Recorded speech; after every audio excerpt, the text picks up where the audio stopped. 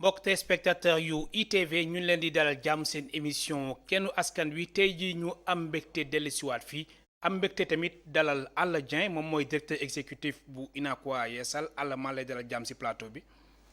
auzu billaahi mina shaytaani rajiim Malick ñu ngi lay nangu dalal kii di nuyu staff trip bi parce que dama fi am ay wëlëre Mamadou Ibra Kane Alassane Samba Diop Antoine Diouf donc di dalal aussi ñi nga xam ñu ngi ñuy seetaan ci àdduna bi yëpp parce que ITV foog naa bari na fu mu nekk si àdduna bi. donc rawatina suñu membre yi UNACOIS Yeesal ci Sénégal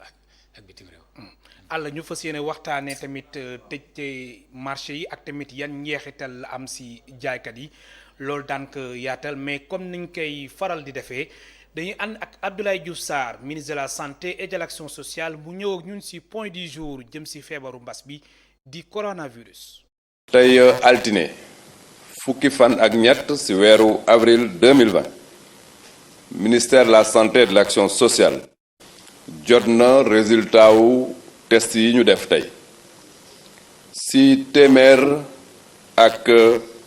juróom-ñeent fukk ak ñeent test yu ñu def fukk ak benn ñoo ñëw nekk positif bon dëkk ñoom ñoo am jàngoro yi muy fukki cas yoo xamante ne cas contact lañ doon suivre ci suñuy service ak benn cas boo xamante ne transmission communautaire ñu yëgal leen tam ne tey juróom-ñaari patient déclaré nañ leen ne wér nañu tey dañ leen génn hôpital ci bés bi ñu leen wax tam ne patient yi nekk ci hôpital ñu leen di faj ñu ngi yëg tan bu baax bu ñu xayma ba mu démarré ba léegi ñaar téeméer ak juróom-ñeent fukk ak benn cas la ñu déclaré fii ci Sénégal ci ñaar téeméer ak juróom-ñeent fukk ak benn yooyu téeméer ak juróom-ñaar fukk ak juróom-ñett ñoo ci wér ñaar ñoo ci génn àdduna kenn ñu évacué ko bon dëgg mën nañ jàpp ne téeméer ak fukki patient ñu ngi ci suñu hôpitaux yi ñu leen di faj ministère de la santé et de l'action sociale mi ngi demander population yi ñu respecter bu baax ndigal yi ñu leen di jox pour que ñu mën a xeex Covid-19 bi mu génn réew mi. mu nekkoon Abdoulaye Diouf Sarr ministre de la santé et de l'action sociale Alla Dieng tey Sénégal amaat juróom-ñaari fukk cas ak benn positif juróom-ñaar ñoo nga xamante ni am nañ ci tan ak téeméer ak fukk yi nga xamante ni ñu ngi ci sous traitement ba jàngat nga ci def. d'abord marsawu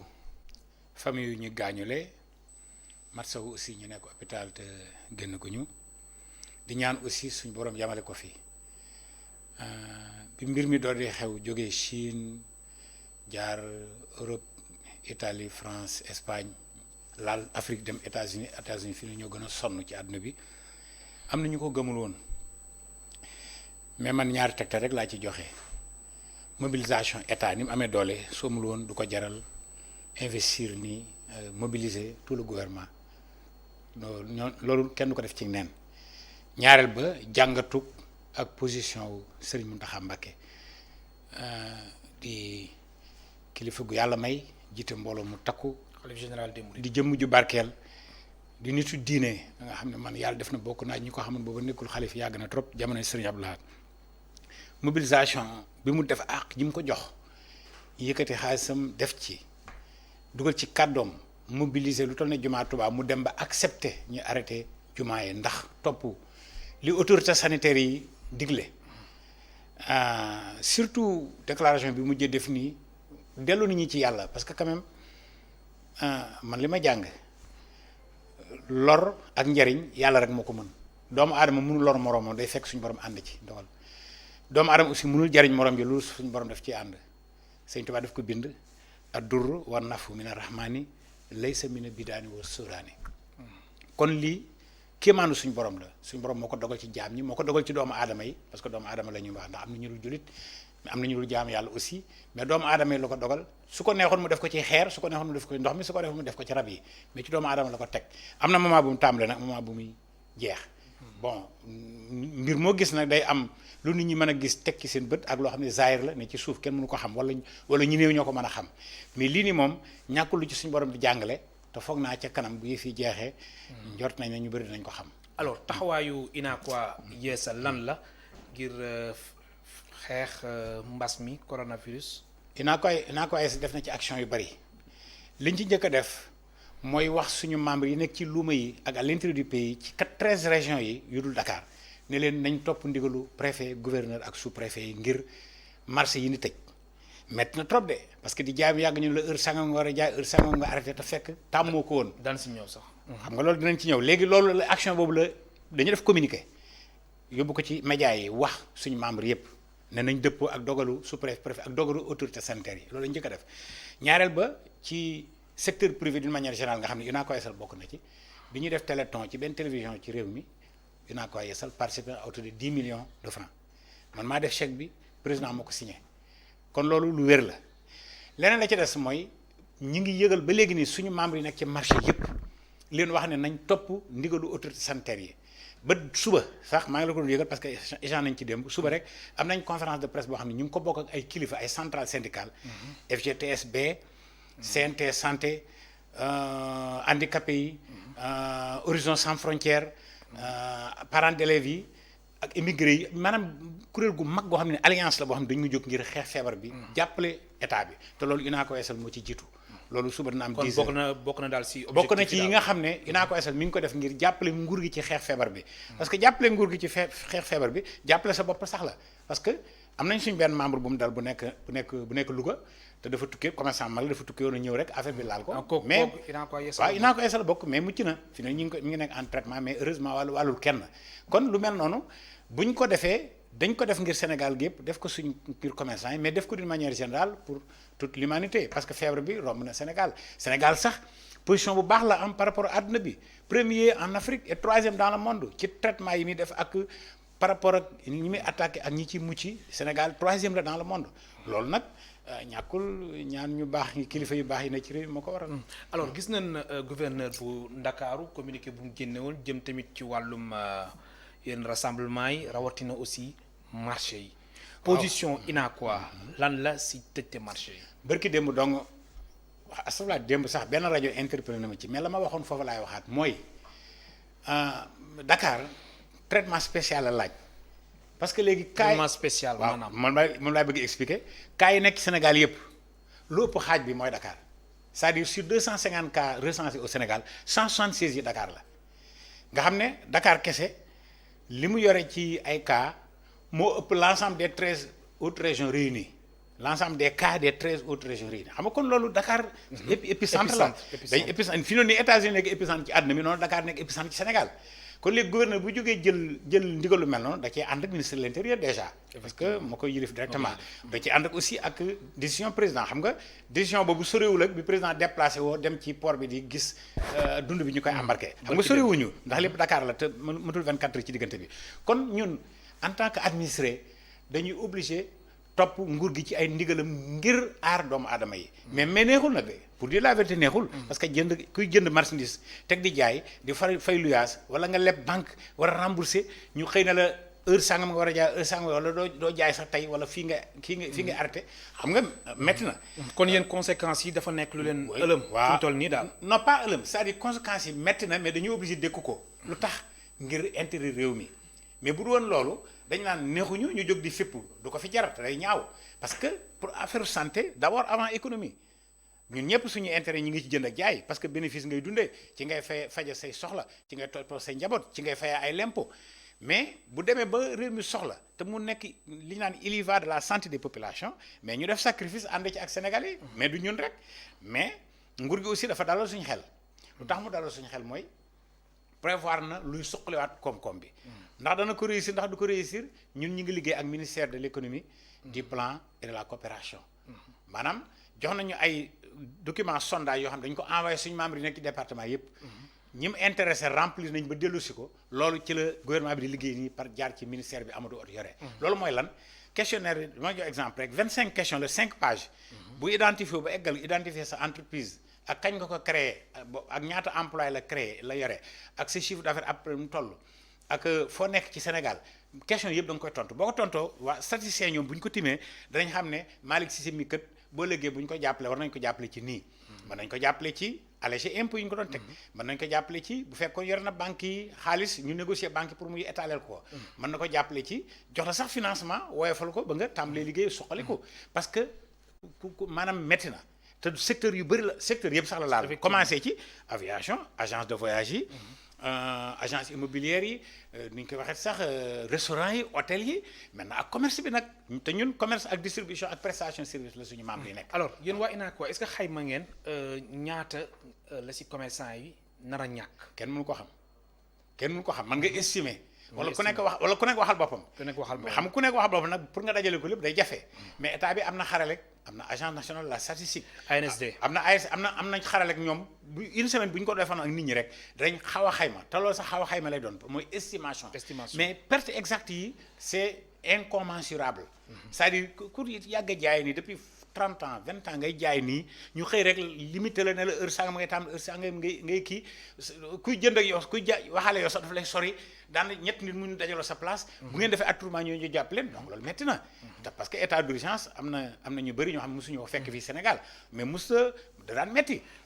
alors daan métti léegi nag bii nag dafa dajanteeg nag. àll yow da nga bokk si ñu gëm ni fermeture marché du solution ñu alléger waxtu yi. moo gën da nga bokk si ñu gëm loolu wala. am na ñoo xam ne dañ jàpp ni marché yi mën nañ ko ubbi 7 heures jàpp ba ñaari waxtu. 14 heures 15 heures sur loolu gis nga sur loolu. am na ñu jàpp ni aussi dañ ko war a tëj. non c'est-à-dire foofu am na lu jar a leeral. waaw sur loolu état d'urgence bi mën nañu bàyyi marché ñuy liggéey ba 17 heures waaye état d'urgence bi 20 heures fu mu fekk ci biti ñu téye la. kon 16 heures 17 heures war nañ mën a tëj nit ñi ñibbi balaa 20 heures jot parce que am na ñuy jaay tilleen ñoo xam ñu ngi dëkk Parcelles Assainies te retour bi doo xam kañ ngay egg parce que circulation bi aussi kenn mënu ko gérer. donc tëj 16 heures gi metti na waaye dañuy obligé adapté wu parce que lii nag warul durer maanaam dañuy am ñëpp ngi def ay nu ñu koy waxee sax intense activité ngir affaire dakk ñi ngi am yaakaar si 4 mai boo xoolee sax dañu xayma woon pour ubbite école yi. effectivement ñu def ko mujj dàqaat ko. président aussi barki démb li wax dafa am importance daf ne nañu wéy ci li autorités sanitaires yi di def. dëgle. ñu effectivement mais mën suñ ko deful. dañuy dem confinement. confinement nag yàlla bu ñu ci àgg. parce que déjà Dakar sax confinement partiel la. li gouverneur def bu yàggul confinement partiel la. mais am na raison aussi pour def ko parce que quand même bu fekkee dem nañ ba Dakar polarisé maanaam gis nga li ñu doon séntu Touba moo xew Dakar parce que Touba ñëpp jaaroon au début ndax promiscuité ba fa nekk ak immigré yoo xam dañuy ñëw jubal dëkk ba affaire bi ñëpp ragaloon ne Touba. mais lañ njortoon ci Touba kenn yéenewu koon fenn sax mais nit ñi loolu lañ njortoon moo nekk Dakar fi def effectivement alors Alla Dieng est-ce que tamit lii nekkul occasion si kilifa yi ak yéen ñi nga xamante ni yéen a yëngu ci wàllum commerce ñu saytuwaat bu baax nekkinu marché yi fii si Sénégal. bon nekkul marché yi moom balaa virus bi di am nekkinu marché yi ñun yàgg nañ ciy xeex. yàgg nañ ci yëngatu rawat na affaire lakk marché yi daan am. tey dañu war a am marché moderne ultra moderne sax parce que ñun yàgg nañu tukki dem nañ bitim réew xool marché yi fa nekk suñ partenaires yi. tey suñu état bi mayoon buntu ñooñu mën nañ ñëw sax réaliser marché yi te man sori naa ci wala INACO sax sori na ci ay projet de marché moderne.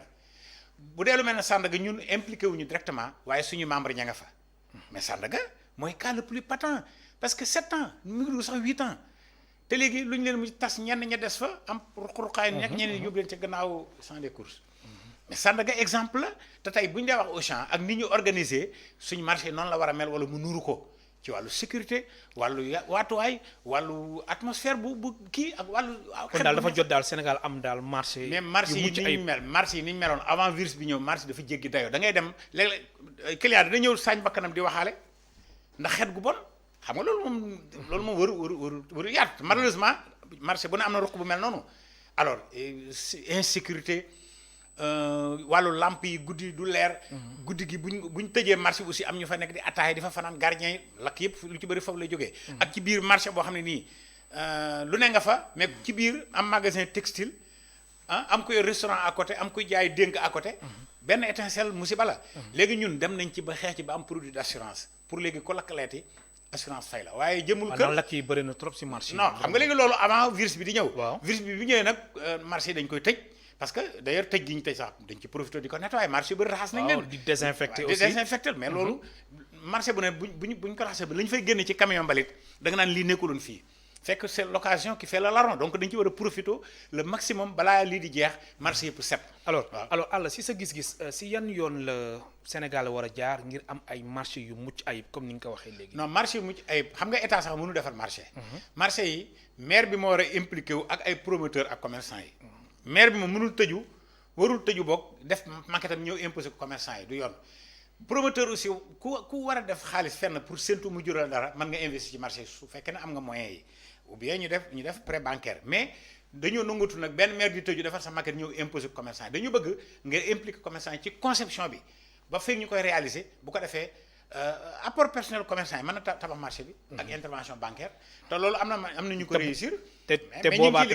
boobaa tamit même branchement clandestin yi day dakk. non branchement clandestin xam nga branchement clandestin. Senelec benn erreur la ci def rek mooy day ñëw jox la courant sa place dem yoonam du dellusiwaat di xool yow nooy joxe keneen te am na ñoo xam dañu jël compteur sédd kii tëb ñetti place dema séddaat ñeenteel ba pourquoi parce que kële kii mbokkam la am na compteur mu ne jërumay def compteur xaaral ma jël ci kii boo demee fii li nekk ci kaw foo demee Colobane wala HLM boo téenee day mel ne lëndi jargoñ ñuul kukk mais loolu poudrière la loolu n'importe quel moment court-circuit mën na am te loolu mooy indi lakk yi donc ñun man dama lay wax say li may liggéey lii dama ci liggéey plus de 30 ans am na structure bu ñuy wax Prokelec Senelec moo ko mettoon en place pour mu ñu suivre installation marché yi mais man déggatuma ko te kooku demoon na ba fi liggéey bu rafet ensuite protection civile non dama ne la dafa bari ñu ci am responsabilité partagée la direction protection civile aju ci ministère de l'intérieur waruñoo xaar ba lakk am ñu ñëw di visiter te en général ñoom loolu la ñuy def dañuy bàyyi ba lakk am ñu soog a ñëw di visiter ànd ak préfet fekk c'est trop tard c'est trop tard béy wee na mbuus dañu war a def prospective mooy jiitu di aar di yedd nit ñi di leen jox ay conseils balaa musiba di am mais bu musiba amee ba eggal ba dóom des fa nga doog ñëw di visiter ànd ak sapeur pompier ak journalistes yi mais ñun dañ ko dénoncé ba tàyyi alors léegi nag réalisation marché dama bëgg a wax ne ci mairie yi la ak commerçant ak promoteur ñoo ko war a réaliser et non l'état nag war na facilitation effectivement war na sax encourager ay banques yi war na sax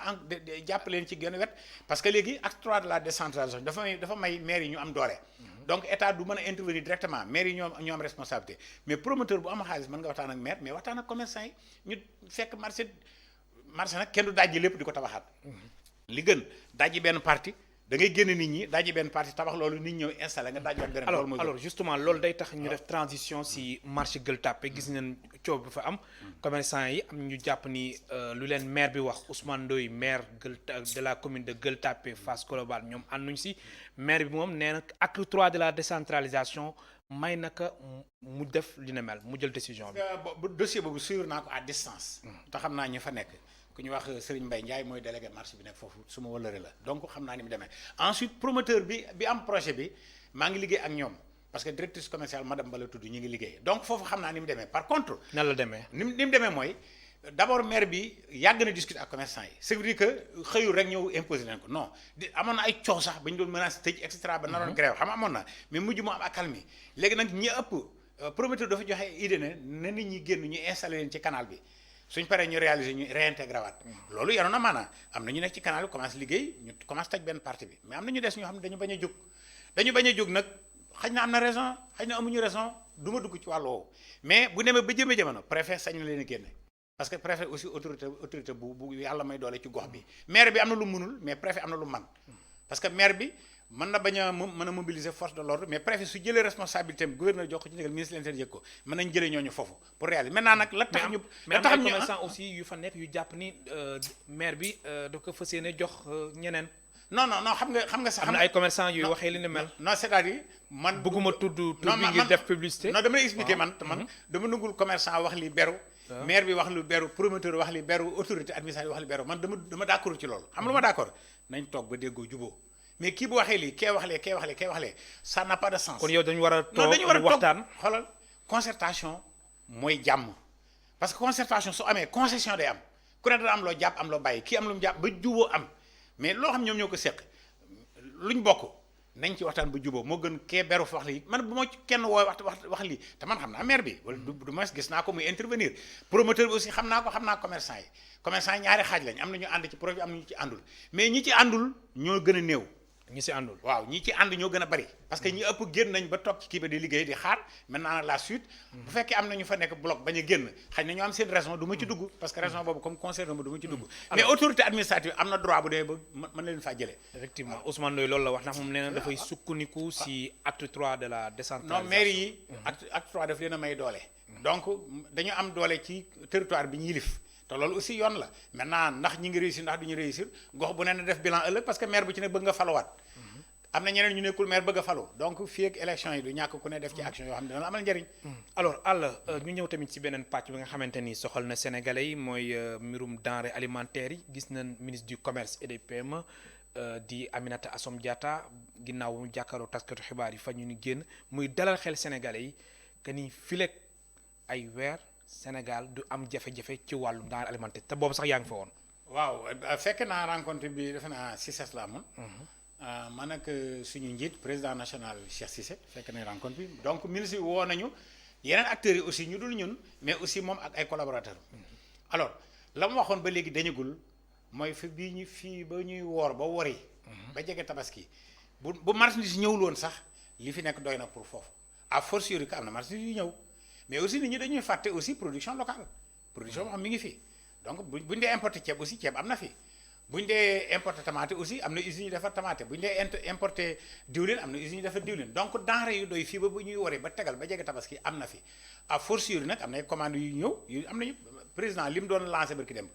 mais egsegul ci biir réew mi port la yem mu état bi jënd ko commencé ko yóbbu mu dugg à l'intérieur du pays donc am na donc je confirme li ministre bi wax que ni Sénégal non seulement day am stock de sécurité réew mu ne da nga am stock de sécurité boo xam ne kooku secret la ndax affaire stratégie la mais moment actuellement dañu tëj port ak aéroport pour nit ñi bañ a ñëw waaye marchandise mi ngi ñëw te marchandise mënut a ñàkk parce que quand même nit ñi duñ dee xiif alors voilà yéen waa INACOI est-ce que fu ñu toll nii jotoo leen ay jàmmat yenn commerçant ñi ñu am ñàkkare ci wàllum denrée alimentaire que ñi ñoom yu ñu doon jot di ko jaay askan bi su feebar bi continuer non c'est-à-dire effectivement seen am na ñu am seen chiffre d'affaires mën na wàññiku parce que bu état bi jëlee dund séddale ko te ñooñu loolu ñu waroon ko jënd ci bitik yi dina am moment boo xam duñ jënd waaye loolu yëpp dafa bokk ci sacrifice bi parce que état bi aussi li mu def dafa nar a dimbali ñu néew doole donc dina am moment boo xam ne ni ki daan jaay saako ceeb du ko jaay parce que ka ko waroon jënd état bi jox na ko mais loolu wàññiwul dara bu jaayu li dina jaay leneen mais dana manque à gagner waaye nag dañ koy supporter parce que moment bi ñu nekk nii moment wu takk sa biir la moment takk sa ndigg jàppale population d'une manière générale jàppale état bi ba mbas mi jóge fi parce que mbas mi moom bàyyiwul kenn effectivement waaw bàyyiwul kenn indirectement sax am na ñoo xam laalu leen mais affecté na seen activité kon yàlla bu mu laal kenn wala fi mu yem fa mais ku nekk am na déjà 20 heures mënul la fekk ci biti déjà xew yeeg yi daan am yëpp dara amatul kenn amatul ñett nit mënuñu dajaloo di waxtaan jege donc yëpp mi ngi ci ma fàttali suñu mbokk téléspectateurs yi ñu ngi dalal Alla Dieng nekk directeur exécutif bu INACOI Yeesal mën ngeen participer si émission bi soo leen wootee si 33 824 88 06 alors Alla sànq ñoon doon wax mbirum nekkinu marché yi salte beeg yooyu noonu mais loolu nan nañ def ba àgg foofu surtout jamono ji nga xamante ni feebaru mbas bi xamante ni salte baaxu si ba pare marché yi tamit yenn salte yi ñu ngi fa ba léegi loolu tamit doy na war de waaw ma ne marché bi ni ñu mel nii feebaru mbas bi da ko fi fekk da leen fi fekk waaw xam nga loolu moom dañ ko yàgg a jàmbat moom laa wax ne man affaire kii insécurité insalubrité yooyu yëpp yàgg na am maintenant mbas mi dafa ñëw yokku mais mbas mi jotewul dara ak salte bi ci li ma wax parce que mbas mi moom leneen la koy indi salte bi moom dafay nekk mais salte baaxul de non je veux dire xam nga mbas mi sax du tilimay tax mu egg ci yow mbas mi moom virus la boo xam ne nii dafa jéggi dayoo moom yow del set rek mais du caageen sa kër tilim mbas bi dana la laal kon dana bëri ñu faagagal mais virus bi sax du être genre molécule la boo xam ne nii waaw am na ku nekk si ligne bi allo salaamaaleykum waaleykum salaam kilifa gi foo ñu woowee Touba laay woote damay nekk Turquie alhamdulilah bisimilah ñu ngi lay déglu maa ngi leen di ziar bu baax a baax yéen a ngi ci jàmm alhamdulilah ñu ngi lay delloo ziar lu émission bi bu baax nag alhamdulilah ñu ngi koy suivre bu baax depuis mbir mi xew ba nag ñu ngi leen di topp waxtu wu jot jërëjëf waaye comme li ñu wax ci marché yi rek maanaam xam nga man chaque jour damay laaj ndax ñun bëgg nañoo avancer wala bëgguñoo avancer lu tax nga wax ko ndax maanaam dëkk boo wàccee maanaam dëkk pour nga xam tolluwaayu nit ñi da ngay dem ci marché yi wala nga dem ci garage yi te ñaari yooyu essentiel yooyu dafa mel ne toppatoo gi des na ndax marché yi boo ci duggee sa yaram day daw est-ce que protection civile ñoom ñu ngi def seen liggéey ndax am na bërëb yoo xam ne dafa nit ñuy dem dafa nit ñuy installé seen bagage ci digg marché bi mu leer yàlla fii bu xew-xew amoon tey lakk wala dara musiba naaru laay lay doon te chaque jour da nga koy romb ñëpp di ci romb kenn du ci wax dara salte gi nag moom dañu koy jëlale tey suñ mbokki commerçant yi dinaa leen jàmm ndax ñoom dafa mel ne ñoom itam bëgguñu anticiper fi àdduna jëm ëllëg ndax problème bi Auchan ñëwee ñoom ñëpp am problème mais Auchan li mu def fii Sénégal mën nañ ko parce que dinaa joxe benn exemple sëriñ bu boo xoolee tey centre commercial Touba Sandaga tey daanaka référence ak yeneen ñoom mën nañ ko waaye duñ ko def dañuy bàyyi ba keneen ñëw parce que adduna day avancé te obligatoire foofu lañ jëm ba dal na xëy na sax bokkul ci émission bi dal na sax suñu mbokku transporteurs yi parce que parc automobile bi nu mu wuñ koo yeesale yewar oto war gaynde yooyu ngay dégg yëpp looloo ko war parce que nit ñi qualité lañ soxla te adduna foofu la jëm jërëjëf bu fekkente lañu tee ñëw yeesal anticiper fi adduna jëm it maanaam adduna da leen si bàyyi jërëjëf waaw kay baax na ñu ngi rafetlu émission bi ñu ngi nuyu sëñ boobu bu baax a baax ñu ngi leen di jaar la ngay tontu si ñaari interpellation yooyu d'abord dafa am importance parce que li mu wax ni ndax Sénégalais duñ def comme waa Auchan mais à la décharge de Serigne Mboup quand même moom ci boppam tenté woon na ko fi Easy Boutique tenté woon na fi diggante moom ak état mu demam yàgg mu am coow ndax kii moo am responsabilité tax mu arrêté wala këli moo am responsabilité débat bu xawma ko mais Serigne tenté woon na te réalisé aussi Touba Sandaga bon waaye juróoma ko réalisé mais moom moo koy géré fi mu toll nii donc Sénégalais ba ñu ci dugg waaye nag li ñu ci war a taxaw mooy Auchan ñun dañ ci war a jàng ñun dañu war a jàng ci Auchan dañ ci war a jàng ci ñoom ci ni wax naa ko sànq dama koy confirmer espace yi am yaatu mais léegi nag ñeenti commerçant su ku nekk dajal woon ku ne teg 1,5 milliard muy 6 milliards inaa ko esal dana la jàppale ngir nga réaliser lu mel ne Auchan voilà loolu leer na am na ko nekk si ligne bi bisimilah allo ñu lay déglu kilifa gi foo ñu woowee man maa ngi lay woowee Lat Menge bismillah kilifa gi nu ngeen def ak coono yi alhamdulilah ñu ngi rafetlu émission bi bu baax a baax jërëjëf di ko suivre en temps ndax njëriñ kese la jërëjëf waaye nag marché yi li ciy problème bi ñun léeg-léeg ñun commerçant yi heure bi la ñuy jàmbat heure bi ñuy wax ne nañ leen tëj waaw dafay xat ci comme ñun Kaolack fii ban heure ngeen di tëj foofu noonu ñoom 14 heures la waaye li ci biti Kaolack comme ay Lat Menge yooyu dañu naan 17 heures allo waaye li yàlla xam daal doy na maanaam daal yéen daal heure tëj bi daal loolu problème la si yéen waaw ñun sax xam nga comme àll lañ nekk du nekk suñu problème 100% waaye tamit dafay métti ci ñun torop ñun commerçant yi bu baax a baax jërëjëf te loolu àlla jee tamit ñu ngi rafetlu kàddoom yi bu baax a baax jërëjëf mu lay déglu ñun ñu nekk ci commerçant yi suufe yi nekk ci àll ba ci suufe soo ci lañ bokk toujours nañ ñuy fàttaliku jërëjëf commerçant bu suusu xëy na ambulant la wala nga yor bitik bu ndaw mais yaa ngi yéene nekk importateur ëllëg wala nekk industriel donc ñun ñëpp la ñuy accompagner marchand ambulance am nañu membre yoo xam ne ay marchand ambulant lañ donc ñun xeebuñu kenn waaye nag ku nekk fa sa daya toll maintenant li muy wax nii ci luuma yi ci marché yi naan dañuy tëj heure ubbi heure arrêté heure mais ñoom ñoo tane luuma yi nga xam ne amatuñ te loolu sax am na benn pàcc boo xam ne dañ ko jagle très bien d'accord kon léegi ñun li ñuy def inaa ko SN mi ngi leen di massawu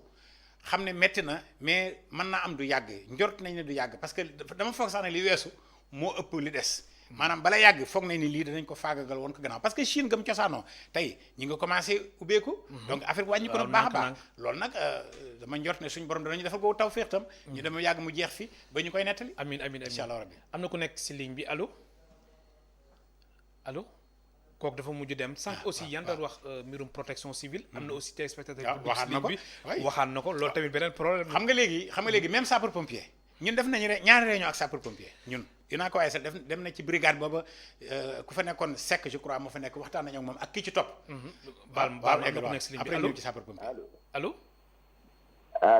allo ñu lay déglu kilifa gi bismillah foo ñu woowee waaw mais département Tëngéej Rufisque. bismillah ñu lay déglu kilifa gi. waaw. allo. yow rek nañuy déglu bismillah. da nga bëggoon participer bismillah. may intervenir man dinaa ko yeesal la bokk. Tëngéej waaw. maa ngi nuyu sëñ Cissé. di nuyu Alla Dieng. allo yow rek nañu déglu ñu lay déglu bu baax a baax bismillah. waaw léegi émission bi man maa ngi ci kontaan di nuyu Serigne Alla. Alla Dieng nag dafa nekk koo xam ne suñu membre boo xam ne njiit bu am solo ci dispositif bu UNACOIS Yeesal. alors donc ñu ngi koy encouragé. ñuy wax nag ci mbiru marché yi la. waaw foofu Rufisque mbir mi nan la fa tëddee noonu. waaw Rufisque dañuy taxawal am na benn dispositif bu ñuy waajal. bu ñuy waajal pour taxawal ko au nom de UNACOIS Yeesal. donc li ma la bëgg a wax d'emblée mooy UNACOIS Yeesal. wal ci à travers région yi yëpp. ay membres yoo xam ne jox leen ay indication yoo xam ne ku ci nee na taxaw ci mbas bi nga xam ne xew na. alors yéen Rufisque marché foofu ban waxtu lay tëj. waaw comme d'habitude rek mooy kii dana dem ba booru 16h. 16h. waaw mais te 7h ngeen di tàmbali. li ma bëgg a wax ci marché. lii dafa nekk un problème boo xam ne c'est communautaire parce que problème mu santé bu ñu demee ba mu toll fii c'est au niveau communautaire qu'on doit lan la participation communautaire mooy marché yépp dañ ci war a dugal seen loxo ndax lii dellu gannaaw donc marché yi comme nañ ko waxee dëgg la metti na fi mu ne mais ëllëg dana andi leçon yu bare parce que Alla Dieng boobu moom dox bare ci affaire assurance. donc dañ na lii metti na tey mais lu ay avancé yu bëri ëllëg. jërëjëf. ay réorganisation yoo xam ne. vraiment dana tax marché yi def seen loxo organiser seen bopp pour que lépp mën a dox au niveau du Sénégal parce que li nga xam ne UNACOIS taxawal na ko. bu yàggee fu muy mujjee mooy une bonne réorganisation après ay perspectives yoo xam ne. vraiment dana nekk njariñ ci commerçant yépp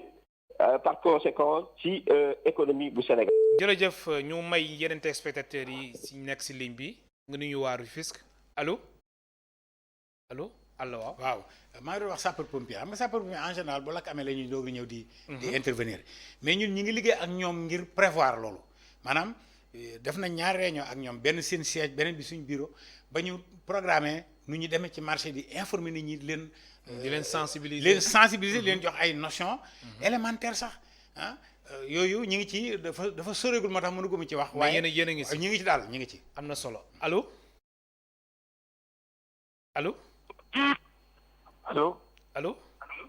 oui salaamaaleykum. waaleykum salaam. kilifa gi foo ñu woowee ngeen def waay maa ngi wootee HLM. bismillah. waaw sëñ bi man damay Dieng. allo. damay interpeller Alla Dieng boobu. waaw. dama koy interpeller dama koy laaj ndege moom xam na marché HLM. marché HLM. waaw. lu tax nga laajte loolu. est-ce que dina fréquenter marché HLM. parce que boo seetee marché HLM bi ñu nekk nii feebar bii jóg feebar bii dafa ne adduna la lu wër adduna bu wëree adduna commerçant yi bu ñu demee ba footballeur yi di arrêté football ndax dañuy indi public commerçant yi war a marché yi ndax day indi public te marché HLM majorité bi yëpp si kër yi la dëkk si kër yi nag population yoo fa nekk population yi commerçant yi ñii di leen di wër tali yi koñ yëpp ambulant yi fa toog teg seen i table ba marché HLM sax nettoyé woon nañu ko ba dindi table yëpp tey jii bi mu ubbee boo demee boo fa xoolee marchand ambulant yëpp a nga commencé waat te loolu noonu est-ce que commerçant yi waruñu am xolu yërmande ak métit bi ñëw nga xamante ne dajaloo bi mooy indi loolu ak cas communautaire yi ñuy wax ñu war ñu dimbale tëj marché yi parce que marché yi bu ñu leen tëjul coow dina mës a am ci Sénégal parce que communautaire bi moom moo commencé ñëw. bu demee ba Kër Massar ba ñu ciy coow communautaire boobu ci ambulant yi day jógee parce que ambulant yi ñooy indi clients yi dañuy denc lu foo jaar. loolu nag est-ce que lan la ci xam moom. jërëjëf waaw HLM moom déjà am nañ fa ay représentants. marché HLM waaw Serigne Bamba Mbengue. Cheikh Ndiaye Awa. Ale Ndiaye. marché bu mag la de. waaw marché bu mag la am naa fa ay mag ay wëlëre Basirou Diop Amsatou Diop ñu nga fa di jaay donc marché HLM du ma fa gëj sax bi ma jég léegi matul 15 jours alors ndax war nañ ko ubbi ndax war nañ koo tëj dañ ko war a tëj ngir aar nit ñi ci feebar bi mais mi ngi dépendre ci maire beeg autorité locale administrative saa ñoom ñoo war a négocier xool tëjoon nañ ko pour nettoyer. Ababacar Sadikh Seck. waaw maire bi waaw ak sous préfet ñoom ñooy xool parce que tëjoon nañ ko ngir nettoyer maintenant suñu demee ba xam ne heure sanga mën nañ ko ubbi heure sanga mu tëj te nit ñi mën a jënd gaaw rapidement mais loolu wàññiwul dara parce que aussi nit ñi il faut ñu jënd am lu ñu lekk bon ñi daan jaay moom la gouverneur di wax xaw ma lan non essentiel boobu am na produit de luxe ak ay kii yooyu du farata lii farata mooy lu nit ñi lekk d'abord mais lu nit ñi sol moom ku toogoon fii ba déwén jëndoo lu bees aussi teewul am nga li nga sol tant que lekk moom mënoo xaar ba suba donc marché HLM moom bu fekkee dafa laaj loolu autorité mi ngi dépendre ci mairie bi ak préfet leer voilà am na ku nekk si ligne bi allo salaamaaleykum. waaleykum salaam. ITV na ngeen def. alhamdulilah kilifa gi noo tudd ak foo ñu woowee. man Tëngéej laay wootee nag bàyyi ma lépp tur bi rek. bismillah ñu lay déglu. na ngeen def ak coono yi. alhamdulilah. yéen a ngi si jàmm baax. alhamdulilah. waaw man de dafa am benn contribution bu mu war a def rek. ndax waa INACOI yooyu ngeen invité. ñuy commerçant yi seen bopp. am na benn responsabilité boo xam ne bii dañ ko yeeyoo ñoom. muy lan. parce que ñoom. ay doomi aadama lañ te ay si dëkk bi lañ dëkk ci lañ jug seen njaboot ak seen lépp ci lañ nekk. te ku si nekk day dàq wërsëgam. wërsëg nag fu nekk la ko yàlla teg ci doomu aadama bi nam dee mooy tax doo ko jël. li fi nekk nag mooy marché yi seen bopp. am na benn idée boo xam ne bii ñoom commerçant yi seen bopp au moins ñu proposé ko mooy loo xam ne lii du lu ñuy lekk lu ñuy jaay ci marché yi lii fi yëpp nga xam ne ay objet la ay matériel ak yooyu ñooñu ñu autorisé la ñu tëj ñi nga xam ne ñi ñoom ñooy jaay loo xam ne lii dañ koy lekk ñu bàyyi ñooñu au moins ñu xëyee suba ñu ubbi marché yi bu ñu demee ndugg ba 1 heure ñu tëj marché yi 2 heures ngoon gi yëpp ñu nettoyé que ñëpp rentré ñibbi dara gën koo sell parce que actuellement nit ñi wér-gu-yaram la ñu gën a dal ko mbuba mu ñu sol wala dàll wala palaat wala kudd wala ay siwo vraiment idée boobu moom xam naa ne moom mi nga xam ne moom dafa jiite ANACOI benn côté bi war na mën a proposer gouvernement bi état bi affaire boobu sax au moins ku nekk am benn xalaat bu rafet boo xam ne bi di nga gëstu dugal. léegi moom dana la si wax xalaatam léegi nii incha allah voilà parce que wér-gu-yaram dara jaru ko. jërëjëf. da amul njëkk. jërëjëf. waaw jaajëf. waaw dafa confirmer la mooy vente non essentielle. waaw ndax loolu sax bokk na si kii wu gouverneur bi communiqué. waaw c'est ça xam nga léegi pharmacie waruñu tëj. ñiy jaay gel yi aussi waruñu tëj. ñi jaay dund yàpp loolu waruñu tëj mais ñi nga xam dañu jaay kenkaayri yi wala jaay kii ñooñu suñ tëjee du leen wàññi dara te du wàññi société bi dara laa bëgg a wax ba jëmmi jamono. mais loolu tamit non ñi nga xamante ne aussi si comprendre xam nga sacrifice général la laaj. waaw mais léegi kii tabax bâtiment na lekk ba pare balaa muy tabax bâtiment d'ailleurs ouvrier yi sax bala ñu mën tabax sax il faut ñu lekk dama ba expliquer ne ñetti njaay yi su tegaloo am na lu priorité est-ce que buñ soxloon garab fekk pharmacie yëpp tëj du nekk musiba mais bokkul ak kuy jaay kenkayri bokkul ak kuy jaay ciment loolu laa bëgg a wax. bokkul ak aussi kuy jaay yàpp parce que yàpp nit ñi il faut ñu lekk ñuy jaay jën wala ñuy jaay ceeb donc d'une manière générale loolu la gouvernement di wax vente non essentielle. li mënta ñàkk mais li nga xam ne moom mën naa ñàkk pour le moment ñu muñ fii une semaine 15 jours 1 mois xëy na yëf yi dina jeex. incha allah voilà c'est ça. allo. allo waaw. bismillah kilifa gi. foo ñu woowee waaw. foo ñu woowee. na ngeen dañuy siyaare. alhamdulilah fa nga ñuy woowee. maa ngi leen di woowee Wakam. Wakam bismillah. maa ngi leen di woowee Wakam. waa ñu lay déglu yow rek nañuy déglu. wàññi télé bi da ngay wàññi télé bi. siyaare kaw fi xawal nekk dinaa ko wax. Allah Dieng. waaw. allo. Allah Dieng waaw. waaw da ngay wàññi télé bi da ngay wàññi télé bi. waaw wàññi naa ko man ni. waaw. idée yi ñu joxe pour bàyyi jaay lekk ñuy jaay ñu tëj ñu jaayul lekk loolu defe naa idée yoo xamante ne idée yoo xamante ne nit mën na ko dégg parce que ki jaay lu ñuy lekk kooku day joxe dépense waa këram di lekk ki jaay lu ñuy lekk day joxe dépense waa këram di lekk kon nañ xool beneen solution mais loolu moom xalaat boobu moom du solution nañ xool leneen. maanaam yow àndoo si daal. àndu ma ci parce que man jaay ma lu ñuy lekk damay joxe dépense. chaque jour su ma tegee sama place ñeneen di liggéey man ñooñu dañuy am ñu yor seen kër man lu ma yor sama kër man. jërëjëf waaw ñooy défendre moo leen commerçant yi. jërëjëf. ginnaaw ko man nga am ci marché ñetti at ñaari at doo leen gis. waaw jërëjëf moom dina la indi leeral que ni décision bi jugul si waa INACOI. décision bi jógul ci UNACOIS jógul sama bopp dama ne gouverneur moo ko décidé may wane ne lu yanu maanaa la Alassane Sall voilà maanaam gouverneur moo ko décidé donc ministre de l'Intérieur moo ko décidé may wane ne lu yanu maanaa la ci kaw aussi ñu def sacrifice accompagner pour quelque temps mais du continuer parce que ñëpp yaakaar ñëpp yi ngi séntu lii ñu jóge ci quand même ndax feebar bi moom secteur yëpp la laal waaw secteur amul benn secteur bu mu bàyyi mais bu nguur gi ne vente non essentielle dafa am lu mu ci jublu xam nga li ma wax baax est-ce que kiy jaay béton wala kiy jaay ay ciment wala kiy jaay suuf est-ce que bokk naa kuy jaay yàpp maanaam li mënut a ñàkk parce que kuy tabax bâtiment déjà yow ñu lay liggéey sax ñoom bu ñu lekkul duñ liggéey dégg nga donc dama bëgg wane ne am na loo xam nañ ko muñ man waxuma ñu arrêté parce que duñu arrêté il faut ñu jaay ñoom aussi parce que ñoom dañoo war a jaay pour am pour joxe dépense donc li ma wax nii du man maa ko wax mais damay tontu li gouverneur wax wane ne ñun ànd nañ ci parce que Alassane Sall bi mu ko waxee man la njëkk a interpellé maanaam bi mu ko waxee Sud FM man la njëkk a interpellé te ba ma la ma ca wax li moom laa confirmé tey rek wane ne ala kulli alin tëj marché yi dana metti ci ñun ñëpp am na ku nekk si ligne voilà allo allo kooku dafa mel na dem waaw ñu kooku dafa mel na dem na de alors léegi ñëw si allo salaamaaleykum allo allo waaw salaamaaleykum waaleykum salaam wàññi télé bi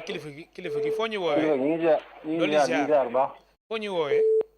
man maa ngi lay woowee Parcelles bismillah waaw maa ngi HLM laa nekk xëy na àlla moom dina xam ne sama baat HLM foofu ngay jaayee daal nekk waaw am nga place HLM waaw am nañu place lan ngay jaay foofu waaw damay yëngu ci tissu si tissu damay yëngu ci plaqué mais leen daal laal mën a xamal mooy nga jëf yi moom fépp lay méttee ñëpp a sonn te man lii xam te ne moom mooy sama problème mooy problème cas communautaire te kenn xamul kan la xamul man la xamuñ yow la xamuñ keneen la dëgg la de ñun ñëpp moom te loolu lañ xamuñ kii jógee Parcelles mooy ñëw HLM wala kii ñëw Dakar mooy ñëw HLM donc li ñu war a def man li état yi war a def mooy bu mënta wax kenn sa kër na nga takk masque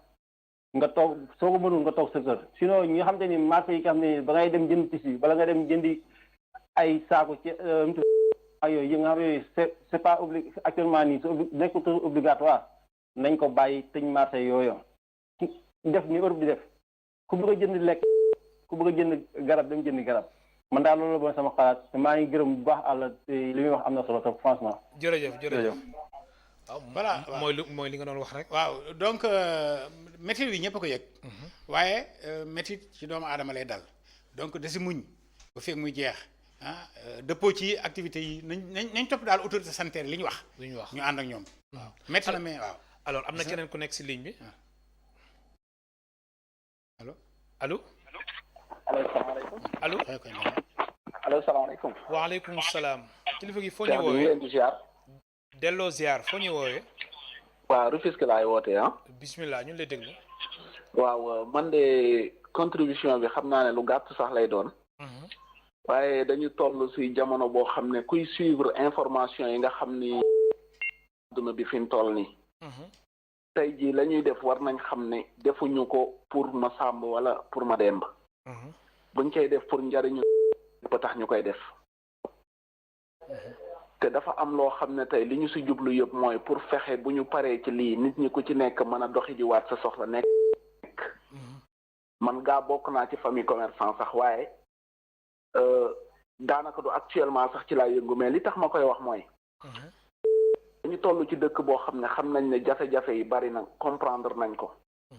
ku ci nekk it am na loo xam ne bu dee soxla yoo xam ne am na farata boo xam ne nit war na ko dox yi nga xam ne tey man dama ànd ak sa invité bi ci li mu wax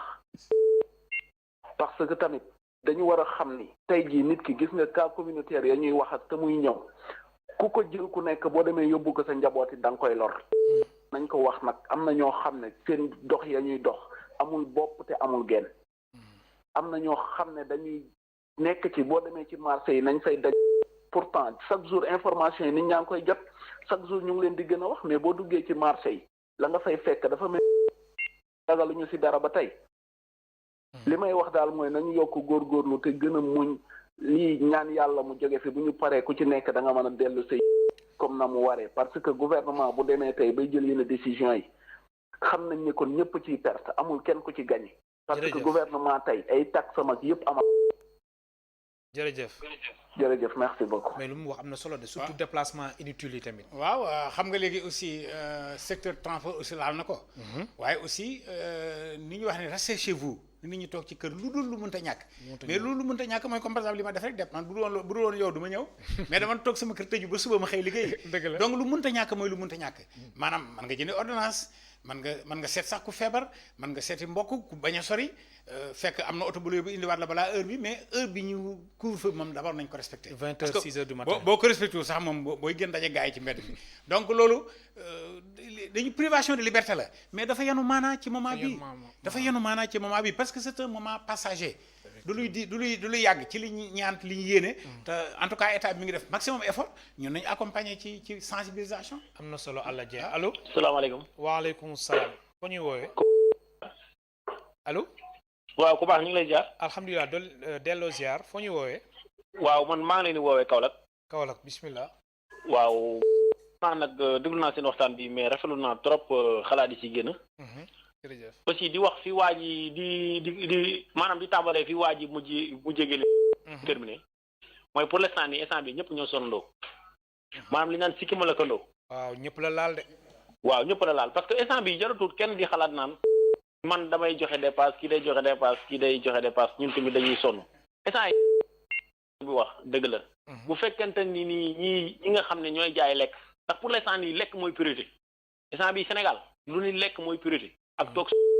moytu waaye utum alal fi ne kenn defatu ko léegi am na si ñoo xam ne nii tey ñi ngi toog depuis longtemps seen liggéey dafa arrêté xam nga couvre-feu bi dafa laal ñeen ñii dafa leen carrément ñii dafa leen a coof ndax ñi mu coof mooy exemple ñi nga xam ne état dana leen xëy leen 6 heures du matin ngeen wàcc 20 heures wala avant 20 heures ngeen wàcc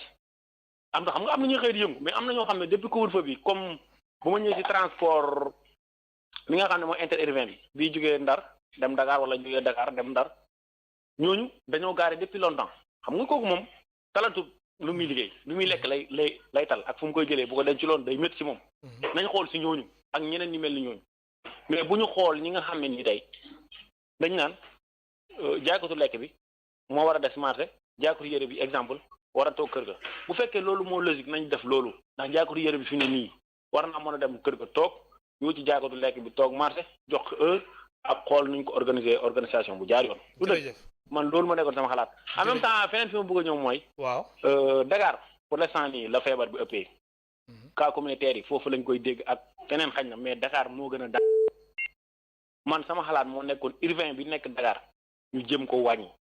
yenn car rapide yi nañ ma baal man transport laay def mais urbain yi bi nekk yenn car rapide yi ñu wàññi ko jëm xool nuñ moderniser oto yi Dakar dem di kii di daw ak yeneen société yi xam ne moderne nañ dégg nga léegi ñi nga xam ne nii ñu ngi si yeneen raison yi xam ne dañ leen éliminer ñoom ñu toogaal en attendant ñooñu lañ leen bàyyi xel jërëjëf affaire bi nañu soobee suñu bakkan foofu la avantage bi nekk mais avantage bi nekkatul si lu waaye di am ak lu waaye du am jërëjëf moom nekk ci plateau bi li mu wax dëgg ju leer nañ la nañ ci bàyyi xel jërëjëf am na yeneen téléspectateurs yu nekk si ligne bi ñuy sàkku tamit si ñuy woote suñu mënee gàttal dina si baax su ko defee ñeneen ñi mën a participer si émission bi allo am na keneen ku nekk si ligne bi allo allo waaw allo baal ma jël ko rek allo waaw allo sëñ bi na nga def alhamdulilah foo ñuy woowee maa ngi wootee Tivaouane Pël bismillah waaw maa ngi seetaan émission bi am na solo les mesures yi tamit am na solo mais li ko ëpp solo xam nga lu mu doon mooy ñu fexe mesures yi am suivi parce que tey jii fii Tivaouane Pël fii ñu nekk nii boo 18 heures wala 19 heures boo taxawee fii ci Tivaouane Pël bi li fi nekk ci ay doomu aadama bus yi dañuy sol ba fees del ak njaga njaay yi ak oto yu ndaw yi kenn xam lu mu niroo yow da ngay yaakaar fan la si Tivaouane Pël fan Tivaouane Pël ci exactement kaw tali bi rek ci ko pharmacie bi boo taxee foofu 18 heures ñuy jógee Kër Massar di ñëw oto yi day duy ba fees sur nombre bu amul fenn couvre-feu bi ñuy wax 22 heures fii Tivaouane Pël ñu dañuy dox dañuy dox seen soxla ah bon tali yi rek lay am mais nit ñi biir koñ nit ñi kenn deful ku kenn respecté wu ko démb man sama balcon laa taxaw seen nit ñi ñu julli def regroupement dama essayé bi mais mënu ma leen a jot loolu nag tant que amul tant que respecté wuñ ko mesures yi tant que respecté wuñ ko def ko ba mu normal li ñuy xeex nii dina fi yéex a jóge il faut que nit ñi ku si nekk jël ses responsabilités respecter mesures yi autorités yi aussi di ko topp ba mu sës. jërëjëf. seulement li gërëm leen sant rafetlu émission. jërëjëf alors force de l'ordre yi peut-être mënuñu dajal mën a am duñu nekk fépp duñu mën a nekk fépp. waaye nit ku nekk yow nekkal sa force de police bopp. vraiment nga respecté li ñu digle parce que say intérêt lañ ci jublu. ndax président Macky Sall lu mu wax leer na. non maanaam nee na li nit ñi respecté wul. waaw dana egg ci nangam. yàlla bu ñu fa àgg. déjà région Dakar. xam nga léegi 14 régions mu am Sénégal. li gouverneur sañ wax Dakar gouverneur yëpp sañ nañ ko wax seen région. mais mënaguñ ko wax parce que situation bi imposé wu. effectivement mais Sénégal situation moo imposé wu moo tax mu jël boobu décision. nous on l'appuie te ànd nañ ci te lu ñu man ba loolu nit ñi respecté ko dañ ko def. pourquoi parce que intérêt nit ñi la voilà. dëgg la allo. salaamaaleykum. aleykum salaam. man maay dikkaat man maa waxoon sànq ci dëkk HLM la ah. yaa waxoon. maa dëkk HLM maa doon woote woon sànq wax. HLM waaw dama la waaw li ma bëgg a waxaat lenn la mooy Alla Dieng boobu li muy wax lu wér la. mais ñi muy wax ne moom la am représentant ci biir HLM ñooñu matuñu représentant. déet waay. ñooñu seen bopp lañ fa nekkal. non dama lay wax rek parce que HLM laa dëkk xam naa leen seen bopp lañ fa nekkal ñoom seen intérêt rek te commerçant yi nag gënuñu waa jumaa yi jàkk yi ñi nga xam ne dañoo tëj jàkk yi pour aar feebar bi école yi ñu tëj leen pour aar feebar bi commerçant yi ne tëkk tebal ne duñu tëj ndax seen intérêt ñoom li ñuy jaay marché li ñu fay jaay yëpp tissu la ay bag li ñu fay jaay lu essentiel par période bi ñu toll nii marché yi dañ leen war a tëj lekk marché légumes yi ñuy war a jaay pour lekk ñu ubbi ko ñu lekk créer wala ñu génne leen créer leen ci biir koñ créer marché yu ndaw yooyu teg leen tëj marché yëpp nit ñi mën a nopp nekk ci jàmm tant que loolu amul réew bi feebar bi da leen dina law te ñoom commerce mbale Alla Dieng bi nag xam na li ñuy wax maa ngi rafetlu sa xalaat jërëjëf mais damay expliquer tëj marché ak tijji dinaa ko eesal mënu ko te du ko jéem te du wàllam préfet ak maire ñoo ci mën a décider man foofu laa ci yem waaw loolu donc HLM ak Sandaga ak yenn ci ñoom laa yemale foofu tontu bi leer na allo allo na ngeen def allo waaw kilifa gi bismillah naka yi te yéen a ngi jàmm alhamdulilah foo ñu woowee maa ngi woowee Dakar bismillah waaw comme ci affaire yi allo ma ne ndax yéen a may dégg comme affaire marché yi ñu wax noonu waaw dama gis ne am na problème bi ci doon temps ci ginnaaw ñoom biñu greffé moom méttoon na trop ci ñun taxi muy waa assis la yaakaar naa mais ñu ne gis naa dara li ngay wax dégguñ ko de mani waaw temps te grève yu metti fi amoon te yaakaar naa ñi ko jiitoon mooy ay waa assis la tudd yaakaar naa waa assis yi amoon na fi kuréel boobu boobu ñu noonu toona trop ci ñun gis na dalal la gënu woon dalal ñeneen ñi ndax ñooñu gis naa ñëw def ci participation mag a mag boo xamante ni ne gis naa ñu génnee fi 25 millions waaye man inaa quoi ba may lang ba léegi ma leen dégg waaye man gisaguma seen njëriñ lu bari ndax ñooñu ëpp ñu woon kàddu ci commerçant yi ñeneen ñi jërëjëf waaw léegi beneen kuréel gu joxe nangam ñoom la engagé mais li ma mën a wax mooy inaa ko esal jox na 10 millions foofu laa mën a yem. waaw te loolu moom sànq sax waxoon nga ko. man maa bind chèque bi président moo ko signé. loolu koy leer voilà ça. allo allo. allo oui. wàññi télé bi kilifa gi. allo waaw na nga def sëñ bi. alhamdulilah foo ñu woowee. maa ngi leen wooyee Dakar. Dakar bismillah. man de émission bi laa doon dugg si. ñu lay déglu man de émission bi laa doon bëggoon a dugg si. yaa ngi en direct si ITV. waaw xam nga moom lii dégg naa ko waaye li ma ci gën a daal mooy lan gouvernement bi li mu war a jël foo ñu confirmer nit ñi ndax wér moom moo ëpp doole lépp. kon yow solution bi confinement la. waaw moom moo gën de wax dëgg yàlla ñëpp toog bu ñu toogoon tey gis nga cas communautaire yi ñuy gis ci dëkk fi ñu toll. mais loolu dina mais confinement boobu dina metti de. dina metti mais nag ci ñëpp lay metti moom moo gën leneen li peut bu ñu toogoon daal 15 jours tey su boobaa tey yi nga xëy moo signalé wu yëpp nañ ci mën a am solution su boobaa ñu ne seen i kër bu fekkee nit am na ko nekk këram su fekkee boo signalé woo ñu fekk la fa jël si waa kër bala ñu amaat bu boobaa ma solution mën naa am waaye nag buñ bàyyee nii rek nit ñi dem ak ñëw day mujj mën naa xëy explosé boo xam te si su boobaa day metti trop. jërëjëf trop si ñun ñëpp lay metti. jërëjëf. waaw jërëjëf merci beaucoup. alors Alla Dieng yéen ngi waa UNACOIS est-ce que tamit jël ngeen seen matukaay ndax gis nañ koor gi léegi mu tàmbali te koor gi fas yéene tombeek ak feebar coronavirus. waaw bien sûr matukaay yi ñu war a njëkk a jël mooy surtout denrée de première nécessité. nga xam ne koor gi bu tàmbalee dañ koy soxla ba weer yëpp jeex li ci ëpp mooy sukkar li ci ëpp mooy diwlin li ci ëpp mooy ceeb aussi mais loolu yëpp am na fi. donc matukaay jërul y a rien de particulier lu fi am. pénurie du am te condamné nañu bépp yokku njëg. te yokku njëg sax. bu daan am yéen si bàyyi xel bu baax daal. non dama ne yokku njëg sax bu daan am c'est bu produit manqué. mais produit bu amee affusion njëg yi du yokku. alors gis nañ aussi distribution de vivres yi mbir mi tàmbali na muy commencé dem si région yi président de la république dénk na ko armée bi. loolu am na aussi ay coow yu commencé judd yéen waa UNACOIS ban jàngat ngeen si def. mooy d'abord rafetlu geste président parce que aussi obligation morale la ci moom situation crise bu ñu nekkee am na ñu vulnérable famille yu démunies mu jàppale leen à hauteur de 109 milliards commencé nañu ko séddale en moyenne famille bu nekk 1 million de famille lay doon te famille bu nekk 8 personnes lañ ko natt parce que am na famille yu ëpp 8 personnes mais am na famille yu matul 8 personnes. mais dañuy xayma famille bu nekk 8 personnes mu nekk 8 millions d'habitants lay impacté famille bu nekk valeur 69 000 nga am ci marchandise suñu sañoon mu def ko sax ñetti yoon. donc am na maintenant li ñu gën a rafetlu surtout mooy li ñu ko denk armée parce que armée moom bu ci duggee foog naa ne politique dana génn. parce que bu ñu ko bàyyiwoon a politicien tout court nit dana ñëw jël camion nit dana ñëw jël camion jox ko ay militants koñam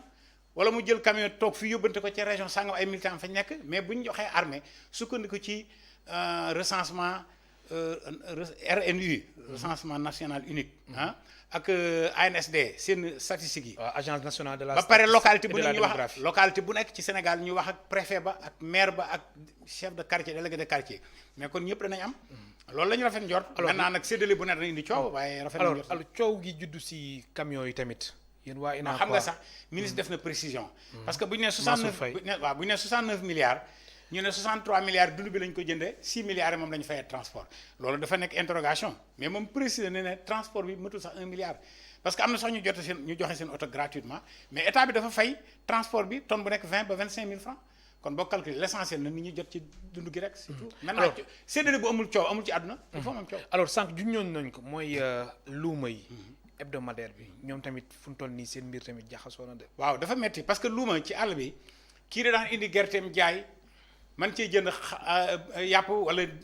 nu ñu ko waxee dugub wala ceeb yóbbu këram. kii am bëyam ñëw jaay man ci jënd leneen kii man ci fayal doom yu jàng sax. kii ñëw kii am xaram ñëw jaay man ci jëndal ay waa këram yére donc loolu su amatul activité commerciale non seulement day dee te am na ñoo xam seen yaakaar ci la nekkoon benn par ay bis man Sagataguère laa dëkk département Kébémer chaque alarba am nañu luma mais suñu dëkk bokk na ñi njëkk arrêté parce que maire bay jël autorité ànd ci sous préfet man dama envoyé aussitôt information wane ne maire bi décision bi mu jël yal na maanaam parce que dañu war a arrêté ba yëf yi jeex maintenant métti na ci nit ñi nag waaye nag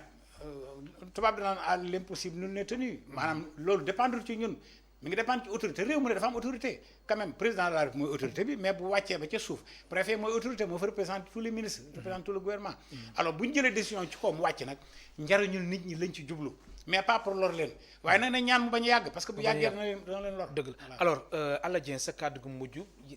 yan message ngay jox commerçant yi ginnaaw coow li bëri na tëj marché yi wala tamit ñu allégé leen heure yi damay wax sax ki duggoon sànq di wax ci affaire assise beneen organisation bu existé la mais comme man bokkuma ci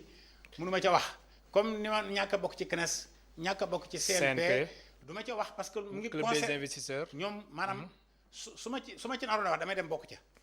mais comme bokkuma ca dama leen di tàccu ci lu ñu def xam ne lañ def seen intérêt membre man sama intérêt membre laa xool samay membre mooy ñi président national Cheikh Cissé jiite Sénégal muy UNACOIS Yessal partout au Sénégal 14 régions sur 14 45 départements sur 45 départements ba ci diaspora bi nous sommes plus de 120 000 membres. ban message nga leen di lancer. message yu muñ message delloo seen bopp ci yàlla message yu yaakaar seen ñaq message yu aussi muñ xam ne lii temps bu gàtt lay doon mu jeex ñu koy nettali ëllëg mais peste amoon na fi jamono Sëñ Touba Alaaji Malick 1914 fekk na Sëñ Touba mi ngi jamono Alaaji Malick mi ngi jamono. parce que Alaaji Maalik la mi ngi làqu 1922 Sëñ Tuubaa mi ngi làqu 1927 mais fekk nañ peste bi waaye ñaan rek moo doon seen gànnaay teewul nag ñi ngi doon ñaan mais ñi ngi doon respecté li docteur yi digle ba yàlla def ñi ci waroon faatu di ay shahid faatu nañ ñeneen ñi dund am na ñu koy nettali fi ñu toll nii am na solo kon wasalaamaaleykum wa rahmatullahi taala wa barakatuhu Alla Dieng ñu lay gërëm bu baax di la sant ma fàttali yow yaay directeur exécutif bu UNACOIS Yessal mbokk téléspectateurs yi yéen tamit ñu leen di gërëm bu baax di leen sant ba suba incha allah juróom waxtu